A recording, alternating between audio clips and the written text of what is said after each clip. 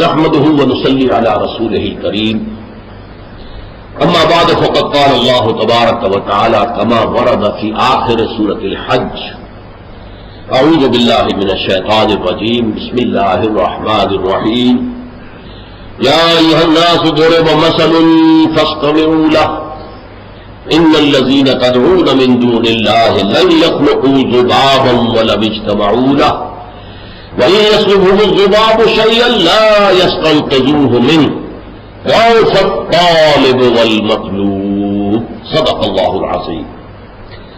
اس آیت مبارکہ کا اکثر حصہ ہم پڑھ چکے ہیں، یہ آخری ٹکڑا ہے ضعف الطالب والمطلوب۔ تین الفاظ ضعف ضعیف ہم اردو میں بولتے ہیں، جو اس کی فعل کی شکل ہے، بہت کمزور، لاغر، بہت لاچار ہے۔ الطالب طلب کرنے والا، چاہنے والا، والمطلوب اور جس کو چاہا جا رہا ہے، جو وہ مطلوب ہے۔ اب اس فلسفے کو جو میں نے عرض کیا تھا کہ اس میں ایک عظیم فلسفہ مضمر ہے، اس کو میں چند تمہیدوں کے ساتھ بیان کروں گا۔ دیکھیے، نمبر 1، ہر باشعور انسان کا زندگی میں کوئی نصب العین ہوتا ہے، کوئی آدرش ہوتا ہے، کوئی آئیڈیل ہوتا ہے، اور وہ اپنے اس نصب العین کے لیے اپنے آدرش ہندی کا لفظ ہے، آدرش نصب العین کے لیے انگریزی میں آئیڈیل، اس کے لیے جد و جہد کرتا ہے، محنت کرتا ہے، کوشش کرتا ہے، بھاگ دوڑ کرتا ہے۔ اگر کسی شخص کا کوئی آدرش نہیں، کوئی نصب العین نہیں، کوئی آئیڈیل نہیں، تو وہ انسان نہیں، حیوان ہے۔ حیوان کی زندگی کا کوئی مقصد نہیں ہے، وہ آپ اس کو یوز کر لیں۔ آپ نے بیل کو جوت لیا، آپ نے ہل کے اندر آپ نے استعمال کر لیا، ورنہ وہ تو محض انسٹنکٹس کی بنیاد پر زندہ ہے۔ پیٹ کھانے کو مانگتا ہے، ادھر سے کہیں نہ کہیں سے اپنا پیٹ بھرتا ہے۔ سیکس ہے اس کے اندر، پروکریشن کے لیے، نسل کو جاری رکھنے کے لیے وہ پورے کر لیتا ہے۔ اور ہم اکثر حیوانات ہیں جو کوئی نہ کوئی گھرودہ بناتے ہیں، کوئی بھٹ ہے، کوئی پرندے ہے تو گھونسلہ بناتے ہیں۔ یہ ان انسٹنکٹس کی بنیاد پر حیوان جی رہے ہیں، ان کا اپنا کوئی مقصد نہیں ہے۔ تو جو انسان اس سطح پر زندگی گزار رہا ہے وہ حیوان ہے۔ قرآن مجید نے ایک سے زائد مقامات پر کہا ہے اولئک کالانعام بل ھم اضل، یہ لوگ تو چوپایوں کے مانند ہیں بلکہ ان سے بھی گئے گزرے۔ اچھا، میں نے عرض کیا کہ انسان وہی شمار ہوگا انسانوں میں انسان، حقیقتاً انسان جس کی زندگی میں کوئی نہ کوئی مقصد ہے، اس کے لیے بھاگ دوڑ کر رہا ہے، اس کے لیے محنت کر رہا ہے، مشقت کر رہا ہے، راتوں کو جاگ رہا ہے، اپنی قربانیاں دے رہا ہے، یہ سارے کام کر رہا ہے کسی آدرش کے لیے، کسی نصب العین کے لیے، کسی آئیڈیل کے لیے۔ اب نمبر 2 بات سنیے، آئیڈیل گھٹیا بھی ہو سکتا ہے، بڑھیا بھی ہو سکتا ہے، ادنا بھی ہو سکتا ہے، اعلیٰ بھی ہو سکتا ہے، نیچے کا بھی ہو سکتا ہے، اوپر کا بھی ہو سکتا ہے۔ مثلا سب سے گھٹیا آئیڈیل کیا ہے؟ اپنی ذات، اپنا مفاد، اپنا علوم، گویا کہ اس کا آئیڈیل اپنی ذات ہے۔ ذات کے لیے زیادہ سے زیادہ دولت، ذات کے لیے زیادہ سے زیادہ عزت، ذات کے لیے زیادہ سے زیادہ اقتدار، یہ حاصل کرنا، یہ بھی ایک مقصد ہے، یہ بھی ایک نصب العین ہے۔ یہ گویا کہ انسان اپنی شخصیت کے گرد گھوم رہا ہے، شخصیت کے گرد گھوم رہا ہے۔ نتیجہ کیا نکلے گا؟ یہ انسان کیا ہوگا؟ جھوٹا ہوگا، دغاباز ہوگا، دھوکہ دے گا، بائی ہوک اور بائی کروک یہ چیزیں حاصل کرنے کی کوشش کرے گا۔ مقصد ہے دنیا میں سربلندی، جیسے کہ سورہ قصص کے آخر میں کہا گیا لا یریدون علوا فی الارض ولا فسادا، یہ زمین میں بلندی حاصل کرنا، اس سے تو فساد پیدا ہوتا ہے۔ وہ کیوں اونچا ہے، میں کیوں نہ اونچا ہو جاؤں؟ تو اپنی حریم ذات ہی کے گرد جو ہے وہ چکر لگا رہا ہے۔ تو ظاہر بات ہے کہ جو اس آئیڈیل پر ہے وہ اخلاقی اعتبار سے انتہائی گھٹیا ہوگا، اس لیے کہ قرآن کہتا ہے ان النفس لامارۃ بالسوء، نفس جو ہے وہ تو برائی ہی کا حکم دیتا ہے۔ دولت مطلوب بن گئی، مقصود بن گئی، تو بائی ہوک اور بائی کروک، بائی حلال اور بائی حرام، بائی جائز اور بائی ناجائز، اس لیے کہ مقصود ہے۔ لہذا گھٹیا ترین آئیڈیل ہے انسان کا اپنا نفس، گھٹیا ترین، اور اس سے پست ترین اخلاق، رذائل اخلاق اس سے وجود میں آئیں گے، اس سے ذرا بلند تر سطح پر، جسے ہم کہتے ہیں قوم پرستی، وطن پرستی. If a person is a really nationalist person. اب نیشن، آج کل تو آپ کو معلوم ہے نیشن سٹیٹس کا تصور ہے، وطن بھی نیشن کی اور بنیاد پر بنتا ہے. تو نیشنلزم قوم پرست، پہلا آدمی کون تھا؟ خود پرست، وہ پرستش کر رہا تھا اپنی، خود پرست، سیلف سینٹرڈ، اس کا مطلوب و مقصود اپنی بلندی، اپنی دولت. لیکن یہاں اس سے ذرا بلندتر ہو گیا معاملہ، میں اپنی قوم کے لیے محنت کروں گا، قوم کی سربلندی کے لیے، قوم کی آزادی کے لیے، قوم کی عزت کو برقرار رکھنے کے لیے، اپنے وطن کے لیے کٹ بڑھوں گا، اپنے وطن کی آزادی کے لیے قربانیاں دوں گا. ایک بہتر کردار وجود میں آئے گا کہ نہیں؟ یہ شخص جو ہے اپنی قوم سے کبھی جھوٹ نہیں بولے گا، باقی دنیا سے بولے گا. آپ کو معلوم ہونا چاہیے ویسٹرن موڈرنٹی کیا ہے. اپنے ہاں وہ ایک بلی کے اوپر بھی ظلم ہوتا نہیں دیکھ سکتے، کسی کتے کے اوپر ظلم ہوتا نہیں دیکھ سکتے، لیکن دوسری قوموں کو ہلاک کرتے ہیں اور وہ سمجھتے ہیں کہ ویپنز آف ماس ڈسٹرکشن ہمارا حق ہے، ہمارے پاس تو ہے، کسی اور کو نہیں ہم چیز کرنے دیں گے. یہ موڈرنٹی ہوتی ہے. وہ اپنی قوم کے لیے ہے، کوئی جھوٹ نہیں بولے گا، دھوکہ نہیں دے گا، غداری نہیں کرے گا، اپنی قوم اپنے وطن سے سچے ہیں. لیکن اس کے بعد نہ ان کی محبت ہے، وہ اپنے ہاں تو کہیں گے لو دائی نیبر ایز ڈائی سیلف، لیکن بقیہ قوموں کے ساتھ ان سے بڑا ظالم کوئی نہیں. انٹرنیشنل لیول پر آ کر ان سے بڑا جھوٹا، ان سے زیادہ فریبی، ان سے زیادہ دغاباز، ان سے زیادہ دھوکے دینے والا کوئی نہیں. لیکن پھر بھی کم سے کم اس شخص سے تو بہتر ہوا جو شخص اپنی ذات ہی کے اوپر سینٹرڈ ہے، خود پرست ہے، نفس پرست ہے. اس سے یقیناً ایک بلندتر آئیڈیل ہے وطن پرستی، قوم پرستی. یہ قوم پرستی اگر ہے تو ایسا تو نہیں ہوگا کہ قوم کے لیے ہتھیار خریدنے گئے تھے تو زبردست رشوت دے کر گھٹیا ہتھیار خرید لیا، یہ نہیں کرے گا وہ کبھی. ہمارے ہاں یہ بھی ہوتا ہے، اس لیے کہ ہمارے یہاں قوم پرستی ہے ہی نہیں، وطن پرستی ہے ہی نہیں. اس حوالے سے اب حالانکہ آپ کو معلوم ہے کہ ہتھیار جو ہے زندگی اور موت کا مسئلہ ہے. مجھ سے جب جنگ ہو رہی ہے اور کریٹ کھولا گیا، معلوم ہوا یہ تو استعمال کے قابل ہی نہیں ہے یہ ہتھیار جو ہے، کیا ہوگا اس وقت؟ این موقع پر محاذ میں وہ کھولا گیا ہے باکس، اور معلوم ہوا کہ یہاں تو کچھ اور رکھا ہوا ہے. لیکن لوگ ہیں جو رشوتوں کے لیے، کک بیکس کے لیے، جو بھی ان کے کمیشنز ہیں وہ گٹھیا مان لیتے ہیں، دونی نوائل جسے آپ کہتے ہیں. تو وطن پرستی یا قوم پرستی ایک نسبتاً ہائر آئیڈیل ہے. اس سے اوپر ایک اور ہے. یہ جو حضرات تھوڑا بہت بھی فلسفے سے شغف رکھتے ہیں ان کو معلوم ہے ہیومنزم، انسان دوستی. یہ جیسے ٹالسٹائے تھا، بہت بڑا ادیب تھا روس کا، وہ ہیومنزم کا قائل تھا. انسان سے دوستی ہونی چاہیے، انسان محبوب ہونا چاہیے، تمام انسان سے محبت کریں. ہیومن بینگ ایز ہیومنس، کیوں گے کہ وہ ہمارے ملک کا رہنے والا ہے یا نہیں ہے، ہیومن بینگ ہے. بھول جائے اس کو کہ وہ ہماری قوم سے اور نسل سے ہے یا نہیں، ہیومن بینگ، ہیومنزم یہ ہائیسٹ فلاسفی ہے. لیکن آپ جو سوچ لیجئے کہ اول تو یہ کہ اس تک پہنچنا بڑا مشکل، اپنی قومیتوں کے حدود سے، وطنیتوں کے حدود سے، اپنے ذاتی مقاصد اور ذاتی جو بھی مفادات ہیں ان سے بلندتر ہو کر واقعتاً ہیومنسٹ ہونا آسان کام نہیں ہے. لیکن ہیومنسٹ جو ہے اس کے اندر بھی انسان کی محبت تو آ جائے گی، انسان مطلوب ہو جائے گا اس کا، اور اس اعتبار سے وہ قوم پرست اور وطن پرست سے بڑھ کر ایک شخصیت ہوگی. لیکن باقی کائنات، حیوانات، اس کے لیے تو کوئی محبت اس کے اندر نہیں ہوگی، اس کے لیے کوئی شفقت نہیں ہوگی. ہیومن بینگز کے لیے اس سے اوپر ایک اور ہے، اور وہ ہے کسی نظریے پر انسان کی نگاہ جم جائے. نظریہ کہ انسان کی فلاح کمیونزم میں ہے، ظلم کا خاتمہ کمیونزم میں ہوگا، لہٰذا اس کمیونزم کے لیے، اس کو فروغ کے لیے، اس کو عام کرنے کے لیے، اس کے پھیلانے کے لیے، لوگوں کو قائل کرنے کے لیے تن من دھن لگا رہے ہیں. پھر جن لوگوں نے مان لیا ہے وہ آرگنائز کر رہے ہیں، سیلز بڑھ رہے ہیں.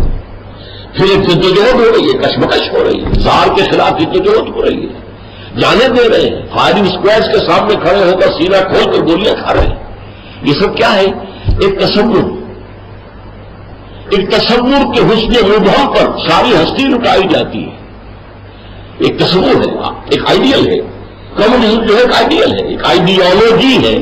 اس آئیڈیالوجی کو اپنا آئیڈیل بنا کر اور پھر جہد اور محنت اور قربانیاں اور احساس سب کچھ. اب ایک ہی چھلانگ ہے، خدا پرستی، ہائیسٹ آئیڈیل. یہ ہے جس کو کہ علامہ اقبال نے کہا ہے، در دشت جنون من جبریل زبوس ہے دے یزداد کمن داور اے ہمت مردانہ، اے ہمت مردانہ، کمن ڈالو اللہ پر. یہ اصل میں تشبیہ سمجھیے. آپ ایک اونچی فصیل پہ چڑھنا چاہتے ہیں، کمند ہوتی تھی پچھلے زمانے میں. اب کمند کو پہلے پھینکنا پڑتا ہے. آپ کا زور بازو ہونا چاہیے نا، جب تو آپ پھینکیں گے اونچا جا کر لگ جائے وہاں پر. جتنی اونچی کمند ہوگی اتنا اونچا آپ چڑھ سکیں گے، اس سے آگے تو نہیں جا سکتے. کمندی کے درمیان میں اٹک گئی، درمیان میں آپ بھی اٹکے رہ جائیں گے. ٹاپ پر تو آپ نہیں جا سکتے جب تک کہ وہ کمند جو ہے ٹاپ پر نہ لگے جا کر. تو یوں سمجھیے کہ پہلے انسان کو اپنے ذہن سے، اپنے فکر سے، اپنی سوچ سے اپنا آئیڈیل معین کرنا ہوتا ہے. Who is my ideal? میرا نفس؟ نو. میرا وطن، میری قوم؟ No. Human beings? No. Allah. He is my ideal. اس کی محبت، اس کے ساتھ خلوص و اخلاص، اس کے لیے جد و جہد. اب آپ دیکھیے کمیونسٹ کے لیے محبت ہوگی، مزدور کے لیے محبت ہوگی اس کے اندر، سرمایہ دار کے لیے نہیں ہوگی. سرمایہ دار تو دشمن ہے، اس کا تو پیٹ بھارے گا. لہذا وہ محبت اس کی پوری یونیورسل نہیں ہو سکتی. اللہ کو جس نے آئیڈیل بنا لیا، اللہ منزل ماں کبریاست، میری منزل، میرا آئیڈیل، میرا مقصود، میرا مطلوب، میرا محبوب حقیقی اللہ ہے. یہ ہے ہائیسٹ آئیڈیل. اور جو شخص اللہ کو اپنا آئیڈیل بنا لے، اپنا مقصود بنا لے، اپنا مطلوب بنا لے، اپنا محبوب بنا لے، وہ در حقیقت بلند ترین کردار ہوگا. اور اس کی مکمل مثال محمد الرسول اللہ صلی اللہ علیہ وسلم کی شخصیت. محبوب حقیقی اللہ کے سوا کوئی نہ رہے. نصب العین وہی ہوتا ہے جہاں پہ نگاہ جمی ہوئی ہے.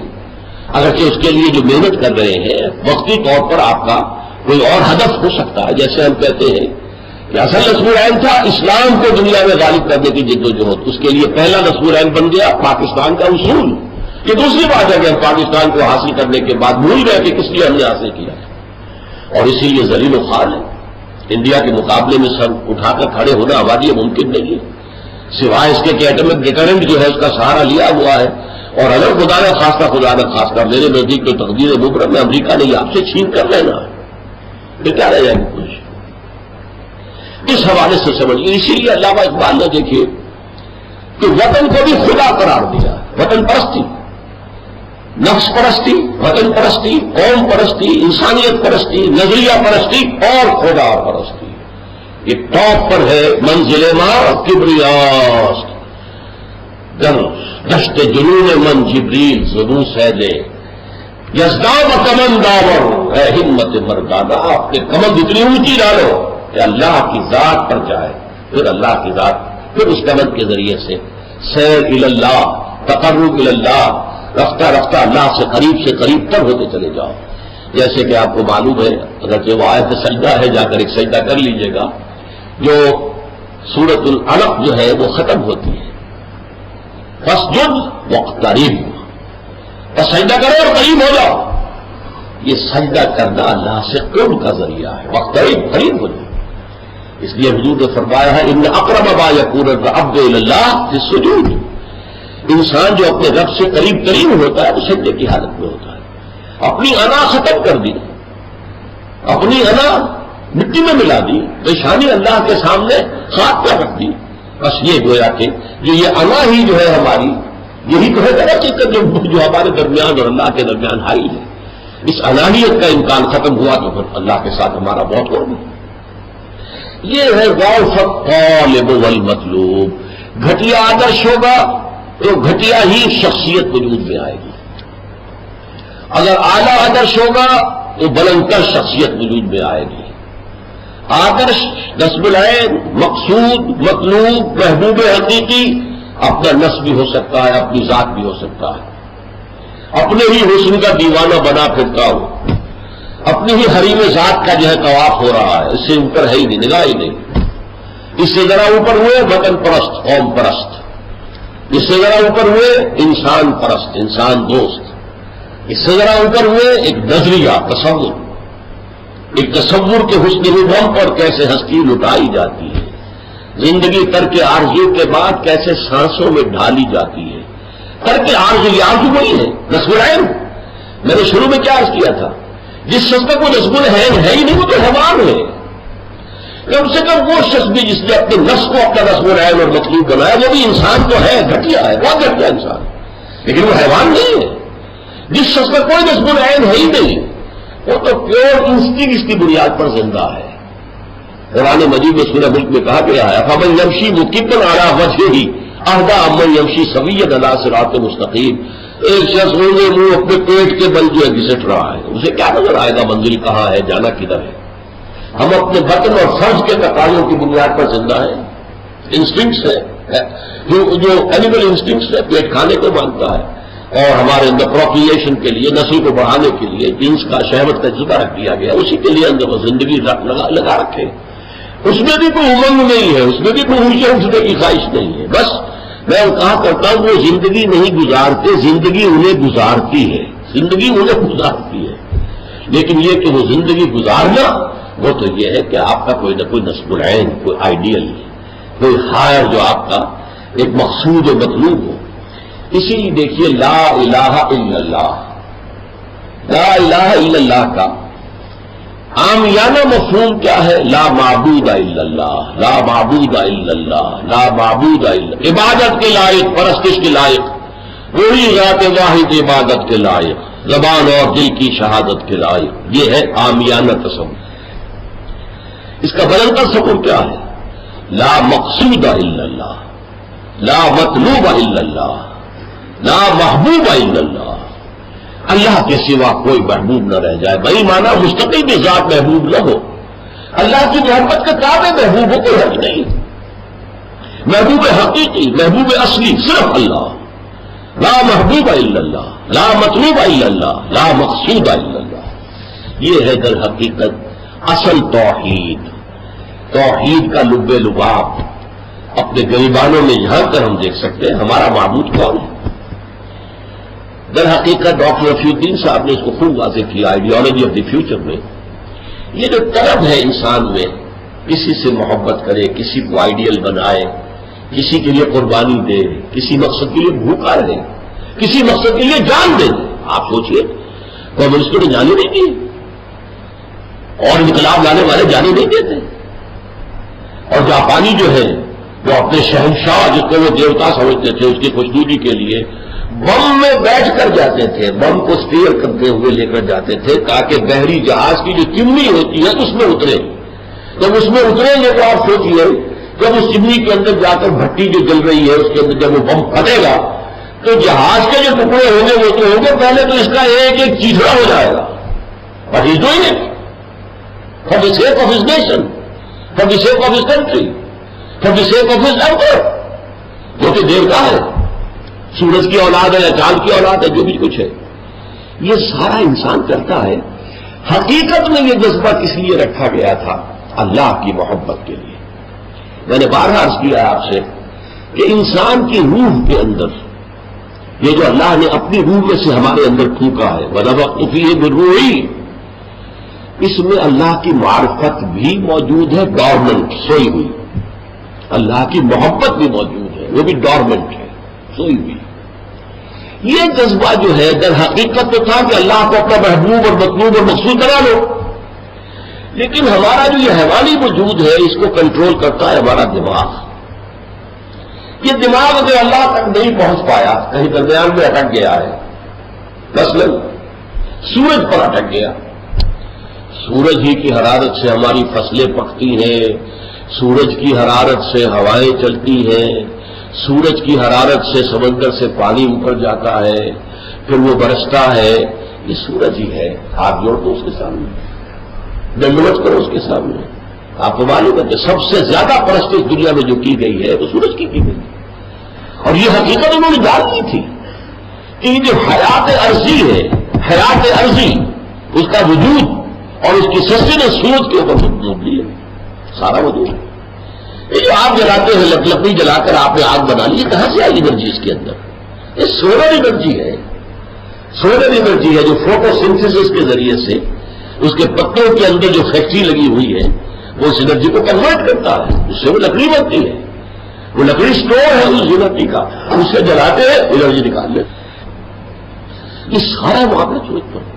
لہذا جیسے حضرت ابراہیم کی بات آتی ہے سورہ نام میں، انہوں نے اپنی قوم کے اوپر حجت قائم کرنے کے لیے، کیونکہ وہ ستارہ پرست بھی تھے، شاہ پرست بھی تھے، بت پرست بھی تھے، تو ستارہ پرستی کی جو ہے بے بنیاد ہونا، ان کا اچھا یہ ستارہ یہ بڑا روشن ہے، بہت روشن ہے، شاید یہ میرا رب ہے۔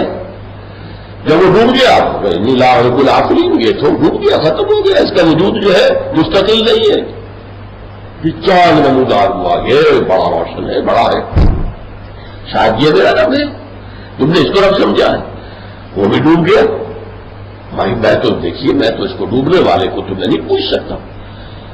پھر یہ سورج بڑا یہ بہت بڑا ہے، آگا اکبر، یہ تو سب سے بڑا ہے، بہت روشن ہے، شاید یہ ہے۔ فلما افلت، جب وہ بھی غروب ہو گیا، پھر کیا کہا؟ انی وجہت وجہی للذی فطر السماوات والارض حنیفا، میں نے ان سواب کو چھوڑ دیا، ریجیکٹ کر دیا، میں نے تو اپنی توجہ کو، اپنے چہرے کو مرکوز کر دیا اس ذات پر جس نے ان سب کو پیدا کیا۔ وہ لم یزل ولا یزال ہے، کبھی بھی ایسا نہیں ہے کہ وہ ذات نہیں تھی، اور نہ کبھی ایسا ہوگا کہ وہ نہیں ہوگی، وہ تو ہمیشہ سے ہمیشہ رہنے والی ذات ہے۔ انی وجہت وجہی للذی فطر السماوات والارض حنیفا وما انا من المشرکین۔